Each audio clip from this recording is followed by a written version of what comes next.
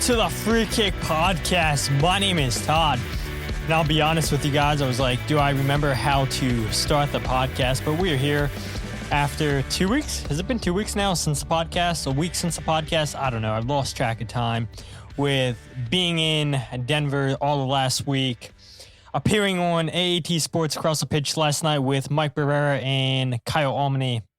And now here we are, back with another edition of the Free Kick Podcast to talk about last night's Philadelphia Union vs. Charlotte FC match, which was a chaotic, emotional night, seeing the Union crawl back, 98th minute, game-winning goal by Markus Anderson. And yeah, last night was special. Last night was fun. Had a blast being back at Subaru Park. And now Union fans get to be home for the next 3 games, right? The next 3 Philadelphia Union games are all on the road, and we'll see the Union go on and take Chicago Fire on Wednesday, June 25th, and then Sunday, June 29th against Columbus Crew, and then July 5th, they take on Nashville, and then the Union are back home on July 9th on Wednesday against New York Red Bulls in US Open Cup, and then on July 12th, also against New York Red Bulls in MLS play. So, yeah, I mean, what a way to end the home stretch, the 1 game home stretch for a couple of weeks now. And so happy to see a Philadelphia Union win. And I'm sure all of you guys last night that attended Subaru Park, you guys watched it on Apple TV, MLS Season Pass. You guys were probably happy to see a Philadelphia Union win. Good to see Michael here in the comments, says Todd the God. Shout out to Chris and Danny from the Battered Herons for that nickname. Mike Barrera, Toddington Lewis in the house. Valerie says Todd Father. Nice to see you guys in the comments. Thank you guys for showing up. And don't forget to spread the news, spread the word that we are live, as we are every single podcast on YouTube, Facebook, Twitter. I think that's every place where we're live. So yeah, live, and I'm appreciating all you guys joining. But Mike Barrera gave me the opportunity last night to talk about my trip in Denver. And so why not do that here on this show as well? Maybe go a little bit longer, even though I don't think you guys are here to hear about Denver. But if you guys paid attention to my stories or Jem Torgar, who I went on the trip from, my buddy from England, he was posting a lot of stuff too, and then I wound up putting, I think, 20 pictures up online on Instagram, just highlighting that trip. And that was an unreal trip, visiting 8 cities, 8 towns, whatever you want to call them, and going to Glenwood Hot Springs, which is about 2 hours, 30 minutes west of Denver. So driving through the mountains. I went out to Denver 2 years ago with my sister, Kyle and Jillian Almany. We went out there for the Philadelphia Union Colorado Rapids game. And this time was straight vacation, no soccer involved. And yeah, so I never got the opportunity to drive through the mountains, drive up the mountains. And yeah, that was really cool, still seeing snow on the mountains. Because when you fly into Denver, you still see the snow on the mountains. And so I'm thinking, yeah, that's just way too far away. I'm not going to be able to go up and close and see snow. And yeah, sure enough, when I'm going out to Glenwood to go to the hot springs, yeah, you got as close as can be. Jillian Almany joining in here saying, hello from halftime at Subaru Park. Union 2 scoreless. Just wanted to check in and say hi. Hello, Jillian. Let us know, how many people would you say are in the in Subaru Park as fans and then in the press box? I know those games don't get a lot of traction. Valerie says, good vibes in San Jose too. After 5-0 USA win over Trinidad and Tobago. And yeah, that is a big result for the U.S. after they had lost their last 4 matches, I do believe. Valerie says that great vibes at the Sub were evident streaming through the TV.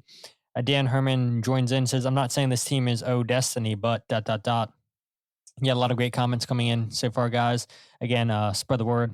Let you guys carry the show, not me. But yeah, going to smaller cities, going back to Denver, Vail, Frisco, these cities, these towns had like 1,000, 2,000 people living in them. And yeah, they're ski towns. And so when it's not ski season, they're pretty deserted. A lot of restaurants and whatnot seem to be shut down, or at least when me and Jem went up there on Sunday. But yeah, Denver was unbelievable. And being able to just see wildlife, nature, hiking, a lot of hiking. Went out to Garden of the Gods, Red Rocks. Went out to Boulder.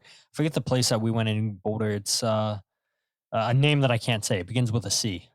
Maybe I'll put it in the comments for you guys. But yeah, just a lot of amazing views. And it's interesting because when we went out to Boulder, that's my favorite part of Colorado that I've been to. It's absolutely stunning in Boulder. If nobody in the comments has been out to Denver, if you guys haven't been to Colorado, I would highly, highly, highly, highly recommend going to Boulder. So much to do in that town. That is where the University of Colorado is. And so, yeah, you saw a lot of people repping their CU gear, the Buffs. But yeah, when Jim and I went out hiking in Colorado to Boulder, I did that with Kyle and Jillian Almany, and I went to a part of the mountains that I had never done before. And we went up, I think, 7,200 feet in the air, which was the highest I've ever hiked before. And just overlooking just the land, overlooking the city of Boulder and just being in nature. Yeah, that was an unbelievable, unbelievable view. Getting to see the Continental Divide was so cool. And a lot of local people like out there are just so nice, and they'll give you tips and everything. They'll give you history lessons. And this older gentleman that we met on the trail, he's like, yeah, when you get up there higher, you're going to see the Continental Divide. And yeah, I was like, I didn't even know that. And so that was so cool having him point that out and watching people like legitimately rock climb up higher rocks that Gemini didn't climb up. But yeah, it was so cool being out in nature. And so perfect weather. We stayed in I guess part of Denver, north of Denver, still technically Denver, but the neighborhood was called Low High. Super expensive neighborhood. Would not recommend going out to any of those restaurants because they put a 20% tax on all food. So that doesn't include the tip. You're paying tip, this 20% tax, and then however much your drink and food costs and everything. And I'm like, nope, we're not going out here to eat because I was like, this is unbelievable. But yeah, beautiful neighborhood, and a 10-15 minute walk to downtown Denver. Denver, absolutely stunning itself, just so walkable. And it is nice being in a place that you don't have to rely on a car if you don't have it. You can use your legs or public transportation, which Jim and I never took advantage of. But yeah, it's there if you want it. So love Denver. Highly recommend you guys going out if you haven't been there. Dan says, Colorado been on my short list for a long time. I hear they make beer there. Yeah, right. Coors, right? Coors beer, right? I don't drink alcohol, so I did not partake in that or smoking or anything like that. And it's funny, people that I ran into, they're like, "How are you so happy? You don't do anything." And I'm like, I don't know. I'm just a happy person. And they're like, "Yeah, I guess you're just high on life." It might be that, or it might be that the Philadelphia Union are absolutely rolling. And yeah, let's go ahead and talk about that. Last night's 2-1 come from behind victory against the Charlotte FC, against Charlotte FC. Union obviously are in the lead to start this game. Jesus Bueno scores a golazo of a goal right before the half to put the Union up 1-0. Wilfried Zaha comes out and scores to make it 1-1. And then you have Markus freaking Anderson, 98th minute winner. And it's really the story of two of the most unlikeliest players who score goals for the Union last night, and big players stepping up in big moments. And it's just unbelievable to see this effort, to see Markus Anderson. Let's not forget that it's almost been a year since he was banished last year by Jim Curtin from the first team because of his mistake against FC Cincinnati, where he could play the ball into Quinn Sullivan. Quinn Sullivan could have been in, and maybe Quinn Sullivan would have scored to make it 4-3 for the Union. Instead, Anderson gives the ball away, and Cincinnati go right down and score the game-winning goal with Lucho Acosta and win that game 4-3. Jim Curtin doesn't bring him back up for the first team, and he spends much of the season with the second team. And he was injured a lot last year. Fought through injuries this year. This is a player that has been through a lot. He's still young. Let's not forget that. Markus Anderson, still a very young player for the Union at 21 years old. Remember, he had a unique career starting in the 4th division, I believe it was, in Spain. Yes, is American. And for Ernst Tanner to be able to find this guy in such a low division, and I guess that's not a surprise when you see how Ernst Tanner, since he's been a part of the Union since 2018, how he's built this team. He brings in players that nobody's ever heard of. And we've seen it all season long. The St. Louis City game sticks out to me where so many players were away for international duty. The Union come out, win that game 1-0 thanks to a Jan Glavinovic goal. We saw it last year against Portland where players are hurt, players are away on international duty, and the Union go into Portland, win that game. And so it's something about this team, and more so this year than last, where just everything is going the Union's way.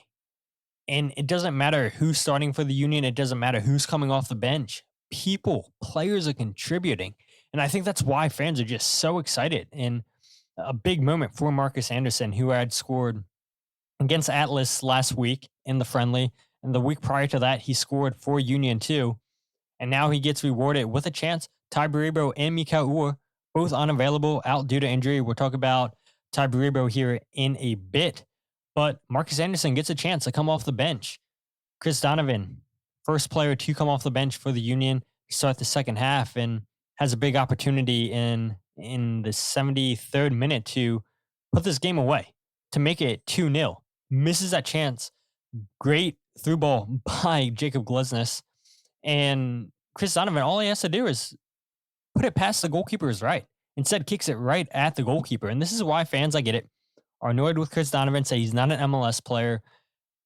I got shredded on social media. I talked about it here on the podcast. You know, he gives effort and everything, the work he does off the ball. Bradley Carnell actually talked about that during his midweek press conference, saying that Chris deserves to have 5 or 6 goals this season because of how much he does off the ball, winning the ball back, tracking back. And he was responsible, or partially responsible, for the goal that Wilfried Zaha scored. He's out of position. Indiana Vassila presses the ball, and Chris Donovan just not close to Abada. Abada plays the ball out wide, right? And then it's a cross in by Marshall Ruddy into Wilfried Zaha, who maybe gets away with a push on Frankie Westfield. After you guys check out this podcast, make sure you check out the goals breakdown video. I'll be sure to upload that to YouTube right after we end this live. But yeah, Chris Donovan, huge opportunity in this game and is unable to put it away. And so again, I get why fans are upset with Chris Donovan. They don't want to see Chris Donovan anymore. Does Markus Anderson start to take minutes away from Chris Donovan because he gets a chance and he puts it in the back of the net? It's a good finish by Markus Anderson, right? He hits it on the volley, hits the ball into the ground, and it nutmegs Marshall Ruddy. And then the goalkeeper for Charlotte, Jason Bigham, he can't get to it. And it's literally the last kick of the game. It's a huge moment for Markus Anderson to step in and to be entrusted by Bradley Carnell. And we'll talk about that here in a bit, how Bradley Carnell trusts this entire roster. But it's a big moment for Markus Anderson, who, remember, hasn't played in almost a year since that Cincinnati game. And he finally gets an opportunity because of injuries, because of a short bench. And he takes a huge opportunity and rises to the occasion. Valerie says, I can't really see from the MLS season pass view, but it looks like an average attendance at the Union 2 game. Daniel says, Anderson may have made up for the game in Cincy last year. Valerie says, Anderson redemption. Michael says, after seeing what he did for the Atlas game, it would have been a crime not to get him some minutes again, especially with Tai and Mika out. Dan Herman says, what is reasonable expectations for the Baribo situation? If you stay till the whole show, Dan, we'll talk about that here in a bit. Valerie says, I hope he gets out of Israel safely. And Michael says, I would say yes, absolutely. And so, yeah, I mean, a big moment for Markus Anderson. You look at the chance for Bruno Damiani before Jesús Bueno scores in the 43rd minute. The Union really did struggle to create a ton of meaningful chances in this game. And that's not a knock on the Union. That's more so a credit to Charlotte for how disciplined they are defensively under Dean Smith. They don't lose their shape. They sit really deep. And then they try to hit you on counterattacks. And yeah, this isn't the style of play a lot of people want to see. They don't want to see teams that park the bus. And, people that face the Union would say, yeah, this isn't the style of play they want to see. They don't want to see a pressing style of team, a team that's going to rough you up and everything. Different managers have different ways how they want to approach the game. And the Union, to their credit, they came into this game, played a 4-2-3-1 formation because of players out, one striker up top.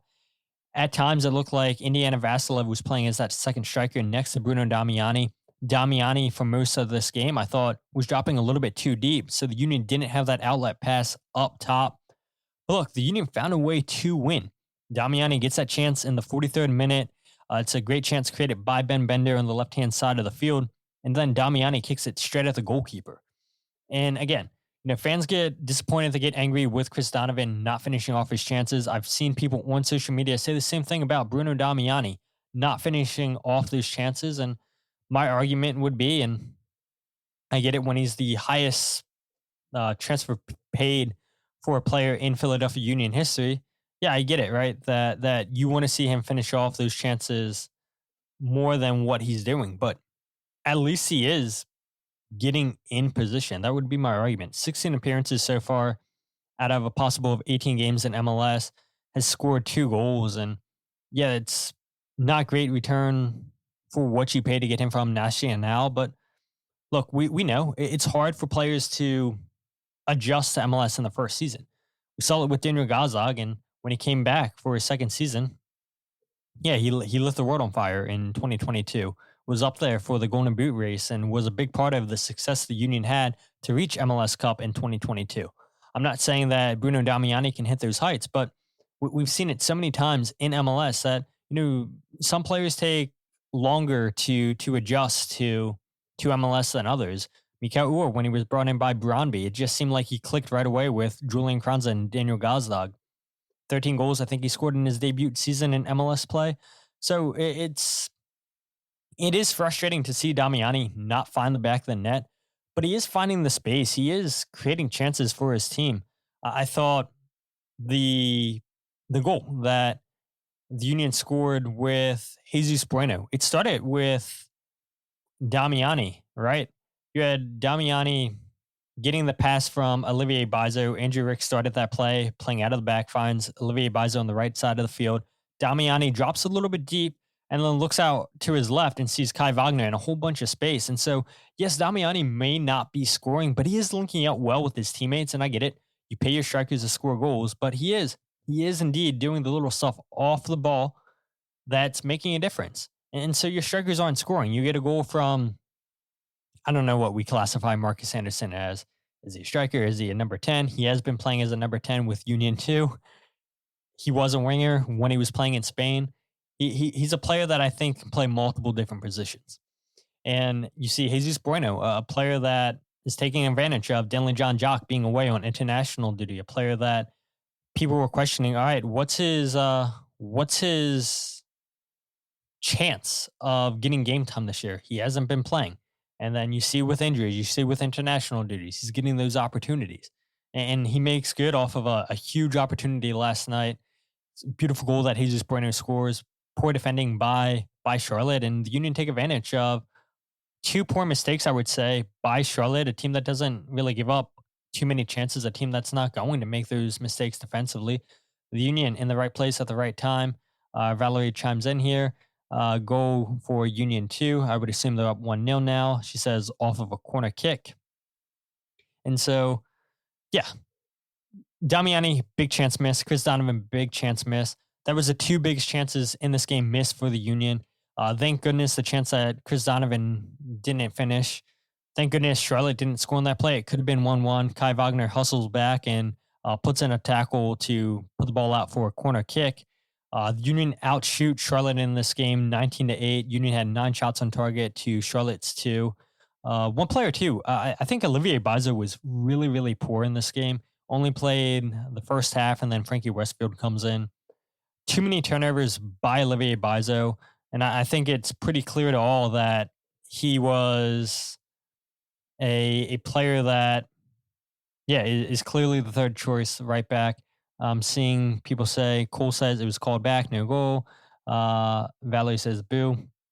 But Olivier Mbaizo, just not good last night. Too many turnovers with his passing.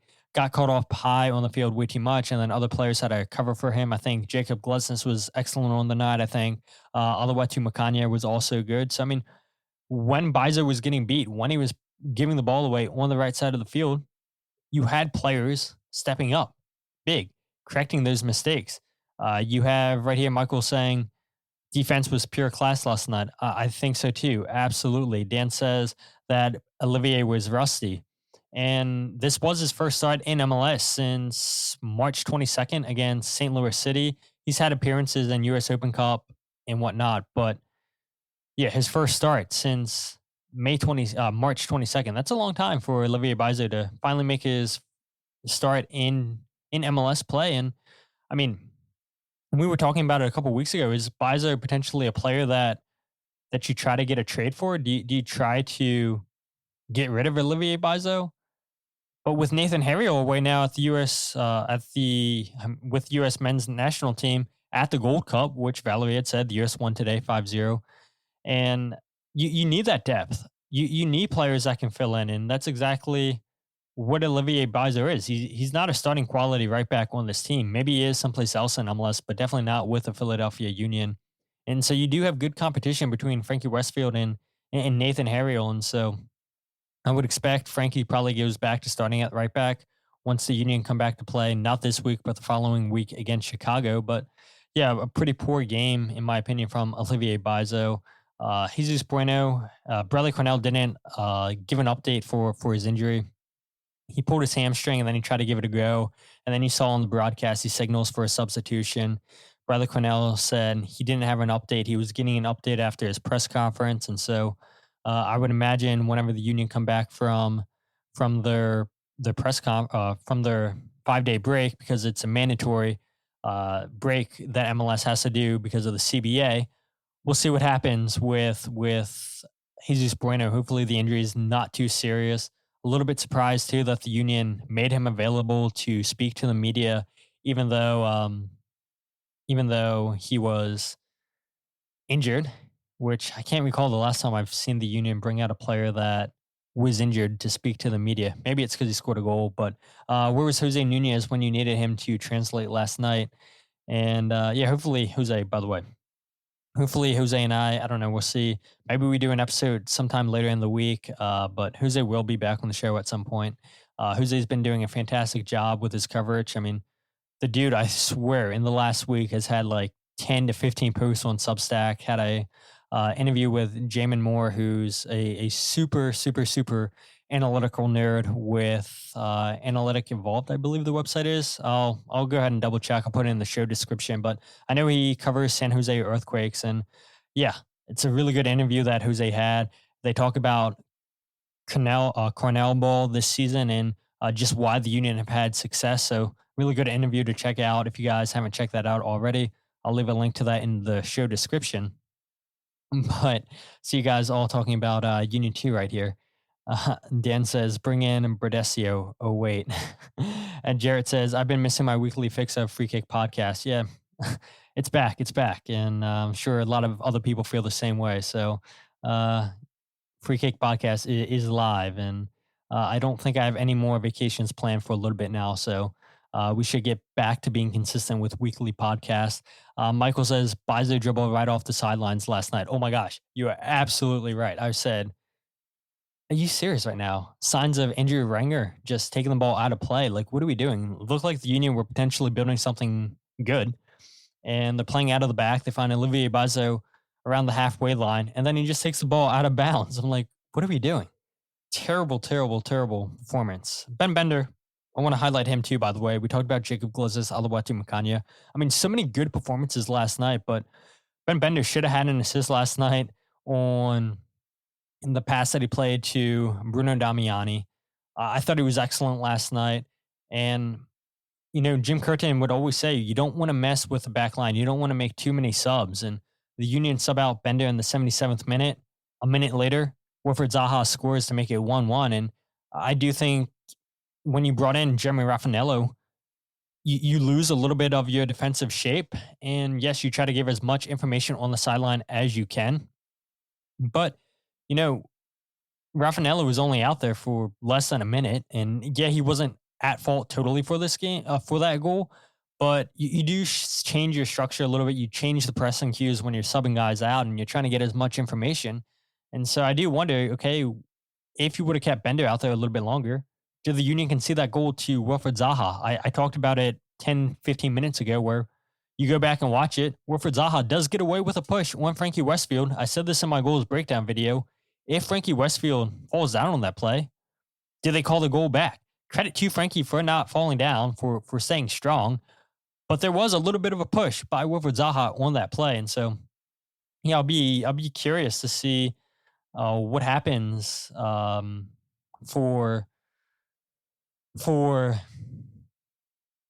that. I mean, Wilfried Zaha probably won't get fined for that, but did the Union concede if they don't change the defensive structure? Maybe not, but I guess we'll never know, because the game happened in the past, and we'll see what happens with this team going forward with making substitutions. I mean, sometimes they're going to work out, sometimes they're not going to work out, and it's just unfortunate that the Union conceded when they did, bringing off Ben Bender. But yeah, I thought he played well against his former club. I think he probably felt like he had a little something to prove from the team that waived him this season for the player that he was going against last night, Jaquil Marshall-Ruddy. And I think Bender, for the most part, got the better of Marshall-Ruddy. And to see him play now in 2 consecutive games, 2 consecutive starts, hopefully he's a player that continues to make the most of his opportunities. Let's not forget that he's only here through the 2025 season, and I'd imagine that he's not on a high salary, which, by the way, I'm not sure why the MLSPA hasn't released their salary guide for 2025 yet. Usually that's out, but yeah, I mean, there's so many questions I have for, okay, what players are on? What are the Union paying Jan Glavinovic? What are they paying Bruno Damiani? What are they paying a Ben Bender? What are they paying a Alejandro Bedoya since they brought him back? So many questions, and I'll be curious to see what so many players for the Union are on this season. Michael chimes in, says, Dean sounded pretty bitter in the post game last night, was asked about Bender, had literally nothing to say. Ooh, I got to go back and listen to that. That's, I did not know he was asked about that. So good shout right there, Michael. I'm going to star that so I don't forget about that. Valerie says, I never noticed what a baby Zaha is when he was at Crystal Palace. I liked him then. We'll talk about Zaha a little bit later on, Valerie. Glad you brought him up. Maybe you guys read the description on YouTube, so you guys know what I'm going to talk about later. But yeah, I was shocked by the antics from Wilfried Zaha last night. We talked about Markus Anderson. We talked about players stepping up. Yeah, let's go ahead and hear what Bradley Carnell had to say last night about Markus Anderson's performance, finally getting the opportunity, and just the Union 2 guys, how difficult it is for them in training, and then when they get given the opportunity, them taking advantage of it. Yeah, it's not easy for those guys, They train with us, they empty the tank early in the week, and then, when we trim the team down to like 20 players for the roster, Thursday, Friday, you can either be demoralized and go down with your tail between your legs to Union 2 and play, or you commit to the process and the journey. And I think you see the way we've rotated in the month of May. I think you've seen the way we've started different players. I think we've been bold and brave enough to play different players in different positions and what have you. So everyone knows they have to stay dialed in because they could be coming. So credit to Ryan, the same alignment, the philosophy, so we're all working very well, connected with each other, and the roots are deep. and I think you can see that with everyone who plays. Yeah, he's absolutely right that it's got to be difficult for these Union 2 guys when they break the roster down to 20 players and have to tell guys, yeah, sorry, you didn't make the match day squad. Yeah, you've been practicing hard in practice, and it's unfortunate that we can't put you on the bench for this week, or we can't put you in the starting 11, but keep working hard for your opportunity, and that time will come. And that's exactly what happened with Markus Anderson. Mikal Uhr, Tai Baribo, both guys out. We see Eddie Davis make the bench for the first time in his Union career last night. Isaiah LaFleur makes the bench for the Union. Neil Pierre, the bench last night for the Union really screamed Union 2. The only players that you didn't use last night were Oliver Zemla, LaFleur, Neil Pierre, and Eddie Davis. But you bring in a Kevin Sullivan, Jeremy Raffanello, Markus Anderson, Chris Donovan, Frankie Westfield. And I would say out of the only players on that list last night that are Union 2 guys are Kevin Sullivan and Markus Anderson. Raffanello and Chris Donovan and Frankie Westfield, I would say, are all graduated from playing with the second team. But yeah, again, you have players that are given opportunities, they step up, and they reward you for giving them a chance, giving them that belief. And Markus Anderson is the latest player to take advantage of that start, of that opportunity by Bradley Carnell. Steve says after the match, Ben expressed a lot of satisfaction starting against North Carolina against Charlotte. And yeah, I actually talked to Ben Bender. By the way, I do want to say, you guys, all your support reading my Ben Bender article. Thank you guys. My most read article. A lot of fun talking to Ben Bender, telling his story growing up, playing in Maryland, and then making it all the way professionally. So all of you guys that read that a few weeks ago, that continue to read that, thank you. Means a lot. Caught up with Ben after the game, and yeah, he was happy playing against Andrew Privet. Both of those guys played locally here in Maryland. Highlighted Andrew a little bit in my piece when I interviewed Ben. But yeah, I had a joke with Ben, and I said, I don't know if you guys noticed this at the stadium, but every time during the national anthem, when they get to the O part, you hear a whole bunch of people yell out, "Oh!" And that's a Maryland thing. That's a Baltimore thing. And so I know there are some people that travel up from Maryland. That's not just my sister and I. There's some like Maryland Sons of Ben supporters group that sits in the river, and I think they sit in 136. But I joked with Ben after the game. I said, I normally hear that, but this game it sounded a little bit louder. Is that because more of your friends or family came up? And he said, yeah, probably. So, yeah, I mean, you could tell Ben was happy with the result. You could tell he was happy to have his friends and family there. I mean, an hour and a half drive from Baltimore up to Philly, they're gonna take advantage and come up and see Ben every single chance that they get. I know his parents were driving down to Charlotte for pretty much every single game. So yeah, to see all these friends and family members there for Ben, that has to mean the world for him. But just going back to what Bradley Carnell talked about, players stepping up and other people's absences. The Union were missing 7 players last night, guys. 7 players. Tai Baribo out with a calf injury. Andre Blake, international duty. Jan Glavinovic continues to be out. Nathan Harriel, international duty. Denley John Jock, international duty. Quinn Sullivan, international duty. And then Mika Ur out with an adductor injury. So 7 players. And you're missing 2 forwards. You're missing your leading goal scorer in Tai Baribo. And I saw the comment here by Valerie a little bit ago. I pulled it up. She said, we now have 12 different goal scorers for the Union in 2025, 13 if you count Allay's goal in the U.S. Open Cup. And so it's not totally correct. On FootMob, the Union are listed at 15 different goal scorers this season in MLS, which leads all teams in MLS.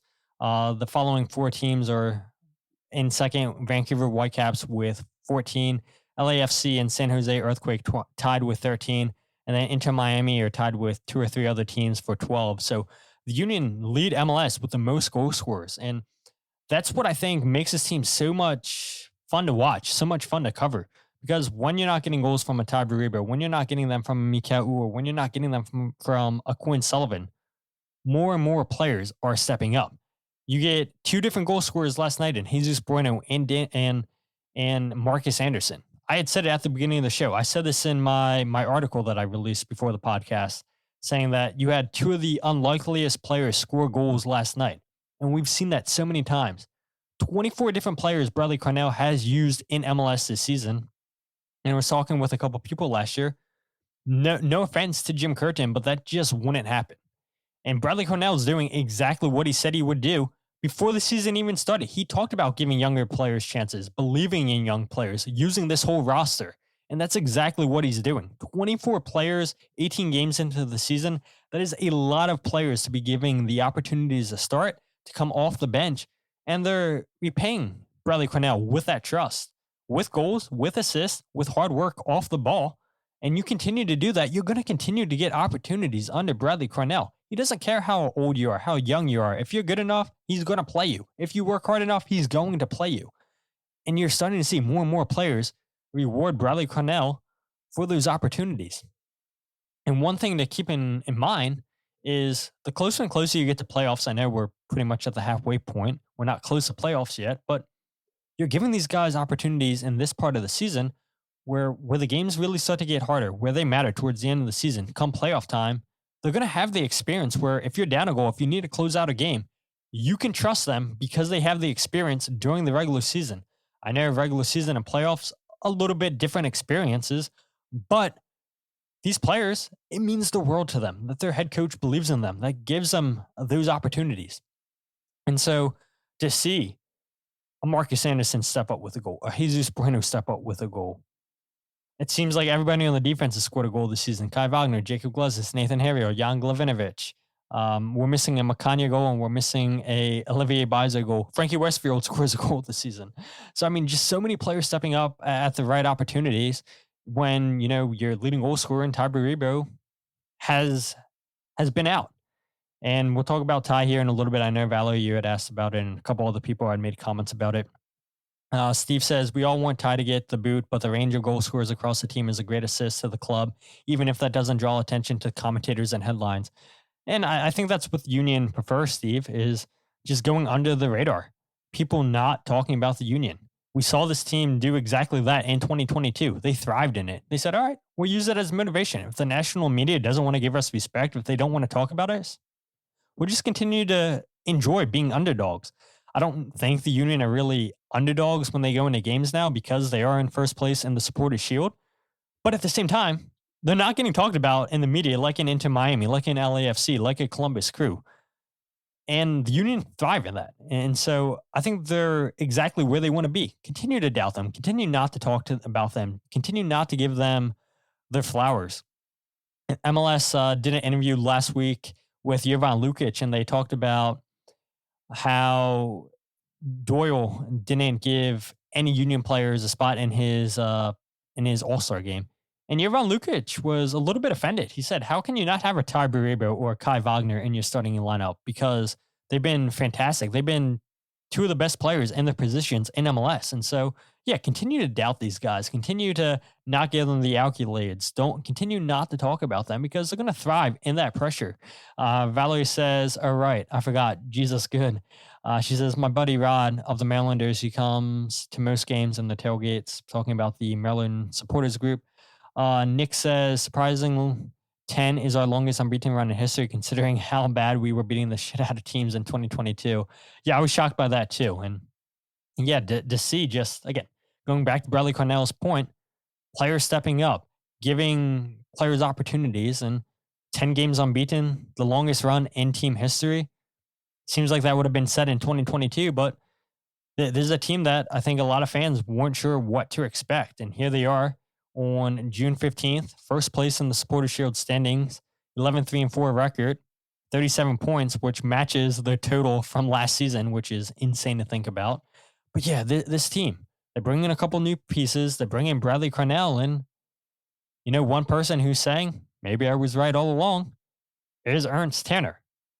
Ernst Tanner made the difficult decision to fire Jim Curtin, brings in a couple of different player pieces, told everybody that we have enough talent on this roster. We believe in the players on this roster. And those players are paying dividend 18 games through the season. Yes, the season's not close to being done. The Union don't get an award 18 games into the season because they're in first place. There's still work to be done. But you got to be liking what you're seeing from the Union so far.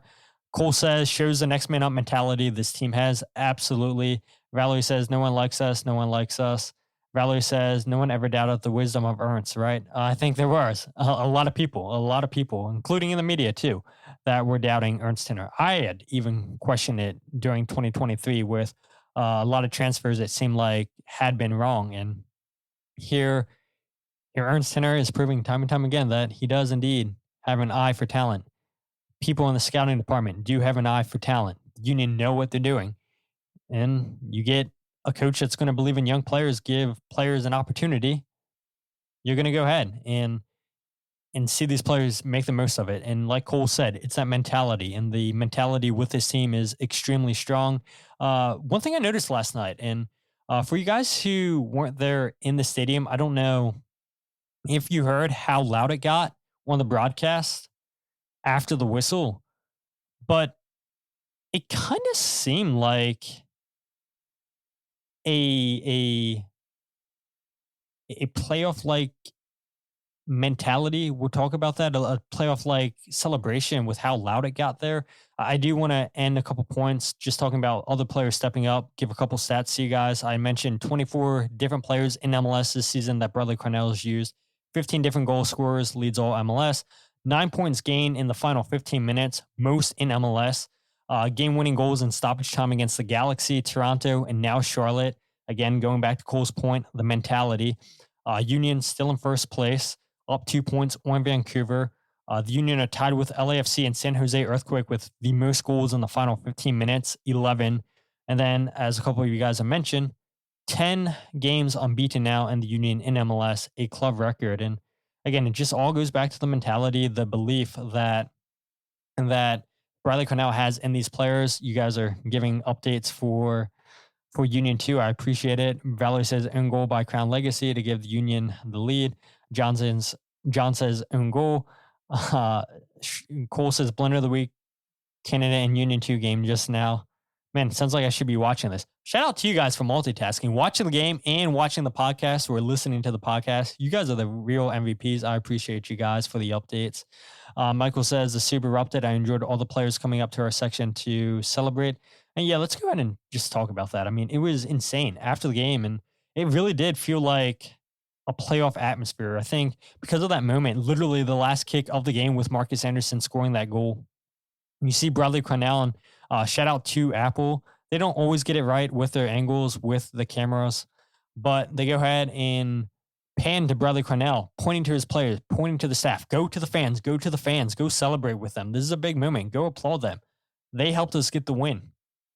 And there was a big moment for Bradley Carnell, for his staff, for his players to embrace the fans. And I had played this clip I'm about to play for you guys on Twitter. And there's a lot of people that actually complain about this because of Bradley Carnell talking about the mentality of it just being Philadelphia. And yeah, it's just a Philly thing. I think it's pretty emotional for my staff, for me personally, I think the first 3 games, when we were here at Subaru Park, 82 minutes in and the fans are leaving despite us winning results. And I was told it's the Philly culture, right? It's just the way it is. To see all the fans staying tonight, it was massive. To see them rallying late on in the game, it gives me goosebumps, right? So this is amazing. And if we can try and collectively make this place a real tough place for people to come and teams to play, it makes me that we're all in this together. All right, so a lot of people on social media did not like that comment there by Bradley Carnell, where he's talking about, it's a Philly culture, why the fans are leaving in the 82nd minute despite the Union winning. And a lot of fans on Twitter were complaining about this. One of the comments says, okay, let me preface this saying this man has done an incredible job under really challenging circumstances and has far surpassed every expectation. But that's a Philly culture. How can you equate Philly sports culture with a lack of passion and commitment? And that comment absolutely blew up. Jillian Almany, she had said, yeah, leaving early is LA culture, LOL. She talked about how the traffic situation plays a factor into why fans leave early. Somebody else had said, yeah, that isn't Philly culture at all. If we feel that there is an effort, then we stick with it. He came into a situation where effort was the biggest question, ownership, not players. That's not something we applaud. Somebody else said he's confusing Philly fans with Union fans. Somebody said that's his biggest L. Majority of the fans will stick it out. A handful of attendees leave early, but most Union fans ride it out. Somebody had commented and said not true, but to be fair, they were winning the first few games by like 2-3 goals, and it's freezing cold. So, of course, people are going to leave early, combined with the parking situation being a disaster. A lot more comments on this, just complaining about the parking situation, saying if the Union fix the traffic issues, if they fix the parking lots, then fans won't leave games early, which I do think is a big factor into why fans leave. And to be fair to Bradley Carnell, he's not saying this as his opinion. He's saying this, he was told. He says it in that quote, I was told it's the Philly culture, right? He's not saying, oh, this is why it is. I was told. He's not making that opinion of himself. He's making it because somebody told him, oh, this is Philly culture. And so whoever had told Bradley Carnell that may be a little bit off, right? And so I do think Bradley Carnell deserves a little bit of slack for his comments. I don't think he meant any harm by that. So fans that are taking it as that, I think they're a little bit off base there. But yes, we all know that the traffic situation, the parking situation is horrendous at Subaru Park. And so You hear people all the time chanting, beat the traffic, even though the Union are winning games. And I do feel bad for the fans that left last night where Markus Anderson scores literally the last kick of the game. And those fans that had left, they weren't able to see that opportunity of a last minute game winning goal from Markus Anderson in the Philadelphia Union. A couple more comments coming in about Union 2. John says it's 2-0 Union 2. Stas scores. So, yeah, good to see Union 2 winning games. A comment that I missed came in from Nick. Says, I was the first to complain about how we didn't sign players and put all that money into the academy. A couple years go by, we have five current/pass Union players starting for the United States men's national team versus Switzerland. Nick says, yesterday, for example, academy and second team players saved us. More comments coming in here from you guys. I appreciate it. Nick talking about Thunderstruck coming on as the players running around and seeing Zaha just walk right into the locker room was perfect. Yeah, you guys are mentioning Zaha. It's like you guys know what's coming for Blunder of the Week. Valerie says, Apple got a shot of Ernst celebrating with a huge grin after the final whistle. I missed that. I'll have to go back and see that. I did see Ernst on the field. Steve says, glad the fans came back this season except on wet Wednesdays. Valerie says, Bradley said he was told. That was the Philly culture. Exactly. He was told. He's not making that opinion. He was told. The key right there, told. He's not saying this is my opinion. I was told. And I'll be honest, I don't think Bradley Carnell's a guy who's going to go out to Phillies games, to 76ers games, to Eagles games like Jim Curtin. Maybe he will, but yeah, I mean, I think it means a little bit more to a guy that's from Philadelphia and Jim Curtin, and he embraces the Philly culture. And give it time. Maybe Bradley Carnell does as well, and he can make those opinions about Philadelphia on his own. I did find it interesting that he said after his press conference that with the next 5 days off that the Union have, he's going to go back home to St. Louis City where his family is. So I do find it a little bit strange that his family's not with him back in Philadelphia and he's going to St. Louis. And I don't know, does that tell you how he feels about St. Louis City still? And it must have been and felt a little bit extra for him to beat his former club earlier in the season at Subaru Park. Michael says, I'll leave early if the ref is ruining the game. That's about it. John says, they've said worse things about us. Valerie, the key is not to leave early to beat the traffic, but to stay way late and then there's not traffic. Yeah, and that is true. And a lot of people have complained to me that apparently they've been closing Union Yards just way too early. They're not leaving it open until 11 o'clock. And yeah, a lot of fans I've heard are not happy about that. So I'm not sure, you promoted Union Yards last season about staying open an hour after kickoff or whatever the case may be. And now you're closing it early. Like, feels like it's missed opportunities right there for the Union to make even more money. Nick says, hot take, parking is not that bad. If you just park at the church or one of the lots in the grass, you're out of Chester in 5 minutes. Yeah, there are a lot of unofficial lots. You don't have to give the Union money for your parking. That is for sure, Nick. Steve says, I've never had traffic concerns leaving at midnight after hanging with players. Todd and Jose. That is true. When we met Steve, Jose, and I a couple of weeks ago, the parking lot was pretty dead. Valerie says, maybe kids are finishing school there. Cole says, yeah, exactly. Maybe kids are finishing school. I think I did actually read something about that. Jonathan Tannenwald had an interview with him months ago. I feel like right around when he was hired, talking about how he had kids in school. Parking, I think is what Cole's talking about, is the key to getting out. Michael says, I park at that church, super easy leaving. He also says the workers are wholesome too. So look, people that are complaining about, they want to beat the traffic and everything. There are other ways to get around that and not have to park at the official Union lots. But I did love seeing Carnell instructing his players and his staff to go celebrating on the sides with the fans. That roar was super loud, and it reminded me of the playoffs. And I know only 18 games into the season, but having the mentality and being that excited and that loud from the fans and seeing the players go and celebrating on the sides with the fans, that's going to build that special connection. And that's going to even take Bradley Carnell just that much closer of a connection with the fans, because it's never easy coming in here, replacing a coach that had been here for 10 plus years and Jim Curtin, a guy that is from Philadelphia, that loves all things Philly. And winning, of course, cures all that. That was my biggest concern coming into the season. Is that going to be a distraction for Bradley Carnell coming in here, replacing Jim Curtin? And, you win games. That's not going to be the talk, because I haven't seen anybody talking about it online. I haven't heard anybody in person talking about how they miss Jim Curtin because this team keeps winning. Maybe you guys have heard that, seen that online in the comments, people that are listening to this live. Maybe you guys have seen it. I haven't personally, but yeah, it was really, really cool just seeing the players, the fans, the staff all celebrating with one another after a big moment last night. 3-0 now apparently for um 3-0 for the Union. Valerie says, Steve says, let's go. David, what a star. David Vasquez. Yep. Jarrett says David Vasquez. Cole says, no, I did not mean to send that A message. So he's not recommending parking in the A lot, people. He's not recommending parking in A. Nick says that win was so big yesterday, obviously, because it's 3 points, but every other contender in the East also won yesterday. Yeah, absolutely. People in the press box were talking about that too, how that would have been a big opportunity lost by the Union where you were up in this game and then you concede and then you come back late, literally last kick of the game and get the game winning goal with Markus Anderson. John says after the game, all the Union 2 guys celebrating together was kind of cool also. And then Steve says, so wait, all of us here fans of Todd Park at the church, maybe we need our own Tifa and tailgate. Fans of Todd and Park at the church. Yeah, maybe someone needs to create a Tifa about that for Todd for the free kick and then free advertising for the church down the road. Not a bad idea, Steve. But I'll go ahead and give the update on Tai Baribo.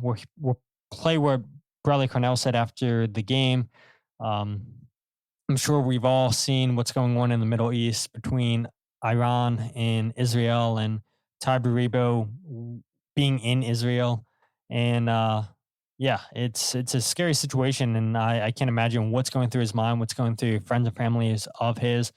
But this was the 17-second update that Bradley Carnell gave last night on that situation. He's still in Israel, and we're monitoring the current situation. We're in contact with him every single day, more often than not. And yeah, we're not sure when he's going to return. But yeah, we're just monitoring his situation as it develops. And so Dan had asked earlier in the show, what is a reasonable expectation for the Baribo situation? And yeah, it's not good. I mean, nobody can fly in and out of Israel right now. And I guess you got to travel to one of the outside countries and try to fly him out. I mean, it's a terrible situation. You heard Bradley Carnell say that they're constantly talking with him, constantly in communication, trying to find the best solution to get him out of the country, to get him back here to the United States. And yeah, we'll see. We'll see what that update holds. But that was last night's update with Tai Baribo still in Israel.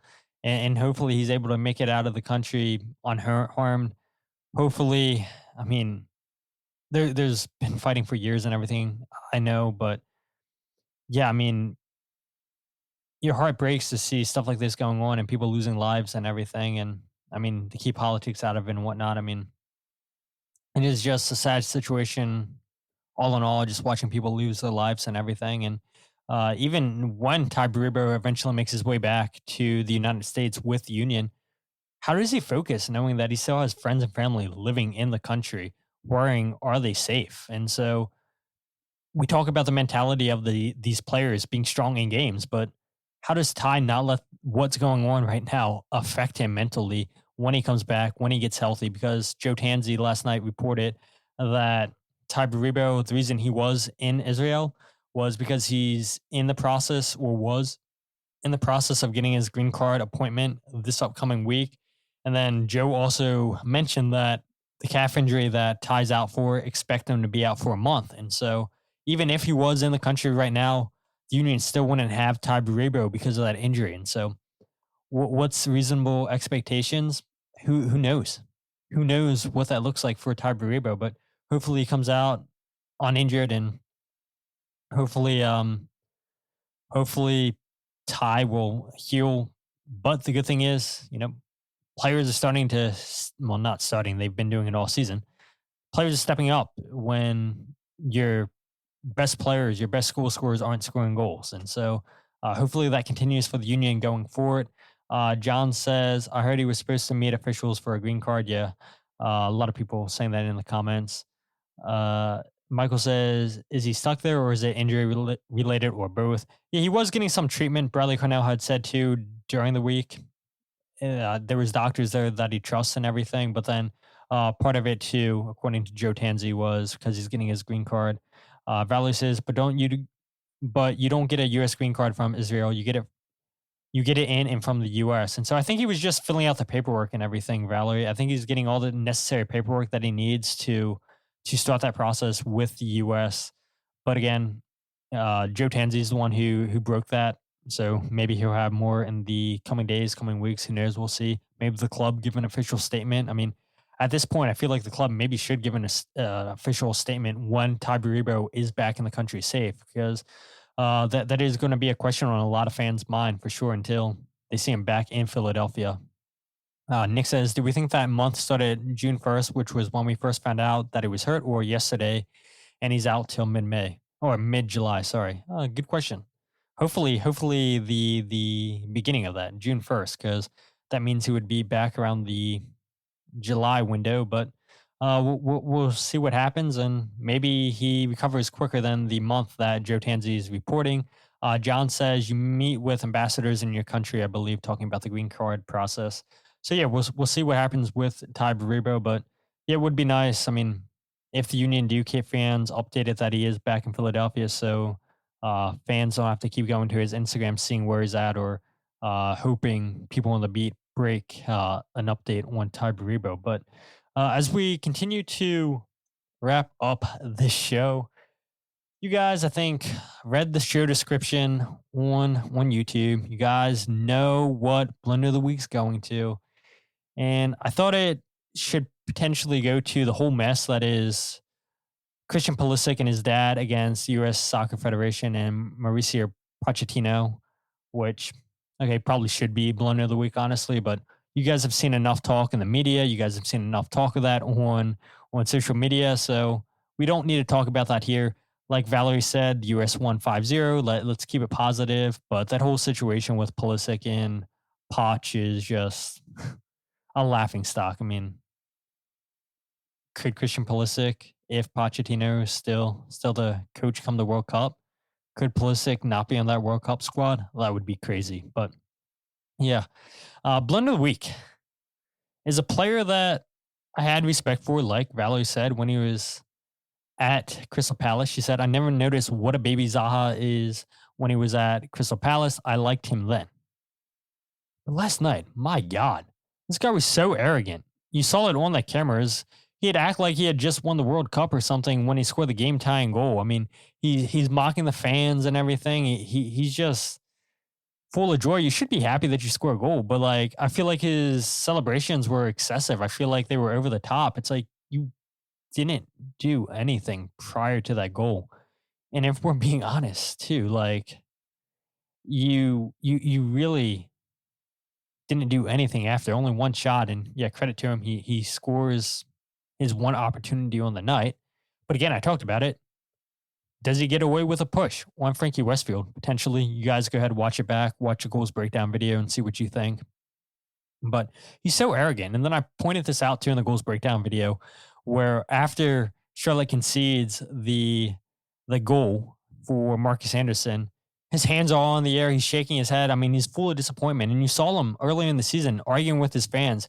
You saw him arguing with the players. Sorry. You saw him arguing with the fans on Snapchat, I think it was, saying, oh, the fans are always complaining about him. It's always his fault, blah, blah, blah, blah. Like, this guy is just so arrogant. And it's like, you're a mid player. If you were good enough, you would probably still be in Europe. I don't think you were ever the type of player that people thought you were going to be. I mean, you were an absolute flop at Manchester United, still only 32 years old. But I look at somebody like Christian Benteke. He's a player that's had a lot more success than Wilfried Zaha coming in here.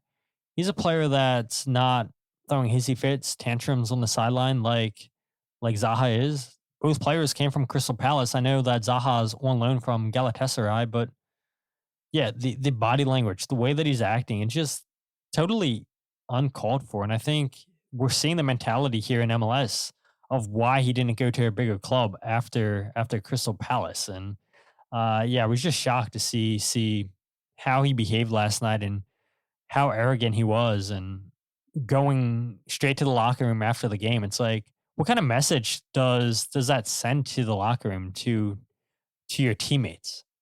They're not going to want to fight for you when they don't feel like you have their back. And you get fans sometimes saying, "Oh, the Union need to go out here and buy a big superstar." And I feel like time and time again we see it in this league that the big superstars don't really pan out. Their egos are bigger than the team itself, and it causes too many issues. So, yeah, I think this Wilfried Zaha situation is one to keep a watch of as the season progresses. And does he continue to throw those temper tantrums? Does he continue to act super arrogant on the field? But nonetheless, Wilfried Zaha of Charlotte FC gets my blunder of the week. Yeah, not good. No, not good at all. Go ahead, read some of your comments. Cole says the amount of times it showed him screaming in his teammate's face was insane. Steve says the violent act was what was out of control. Can't believe he was red carded. It wasn't red carded, I think he says. And Ben and Bruno try to help calm it down even. F that child. Valerie says, I still wonder what his hand gesture was around the 82nd minute. His index finger going from his forehead to his chin and back and forth. Ooh, that's a good point too. There's a very good point there, Valerie. Michael says he could not get a ball touch without getting booed. So proud of this fan base. Yeah, I mean, they rose to the occasion. They knew an arrogant player when they saw it. And yeah, I mean, he was just, if I'm a Charlotte fan, like, I would be disappointed that this guy's on my team representing the badge. Like, no.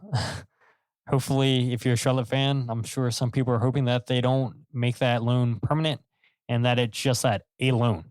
Valerie says he deserved all the boos. Absolutely. So I'm glad you guys agree with Blunder of the Week. But as always, if you guys have Blunder of the Weeks that you see something that's worthy during the week, you guys can hit me up on social media, email, Substack. I mean, you guys have plenty of places where you can hit me up to nominate Blunders of the Week, even commenting on the shows and everything. So as always, I appreciate you guys checking out the episode. A lot of guys and girls commenting tonight on YouTube and leaving fantastic comments. You guys are always the best part of the show, especially when I do these solo episodes. You guys help carry the show. You're very interactive. I appreciate you guys. John says it's better in the future to overspend for young players than spend on a name. 100% agree there. But you guys know the drill now, or you should by now. If you guys aren't following the podcast on Twitter, Instagram, or Facebook, follow at Free Kick Pod, wherever you get your podcast of The Free Kick. And don't forget, live on YouTube, every single podcast, youtube.com/freekickpod. Right after this video, I'm releasing the goals breakdown video, so don't get off of YouTube yet. Go ahead, check out the goals breakdown video that's going live in 5 minutes. I appreciate you guys' support on YouTube. Always listening to the podcast live, always subscribing, always telling friends. We're getting closer and closer to 350 subscribers on YouTube. I think we're at 347. I did make it a goal of mine to get to 500 by the end of the year. I do think it's still possible, but we're going to need your guys' help with people just spreading the word. Team Mac says, algorithm boost comment. Absolutely. I appreciate that. Thank you, Team Mac, for that. Steve gives the clapping hands. Appreciate you, Steve. And if you guys want to check out my writing, my goals breakdown, or the podcast all in one place, check out thefreekick.substack.com. I said it at the beginning of the show. I don't have any more vacations planned for quite a bit. So podcast every week now. We'll get back to the normal programming with Union off now for the next 5 games. Maybe this is time to change the intro and get a proper intro video for YouTube. We'll see what happens. Michael says, hope Apple lets you continue the goals breakdown. So I had mentioned that last night on AAT Sports Across the Pitch. I've had to change up how I upload the goals breakdown videos on YouTube where I hadn't been able to do the chances created, saves, and goals scored all in one. So I had to split it in 2. But this video is ready to go, Michael. It's allowing me to post. All I have to do is hit send. So it shouldn't have any issues getting sent out. But if it does have issues, I always post the full videos on Substack. And so a lot of you guys have been subscribing to Substack last week. And I appreciate all the support. I truly, truly do. So with that said, my name is Todd, and this is the Free Kick Podcast.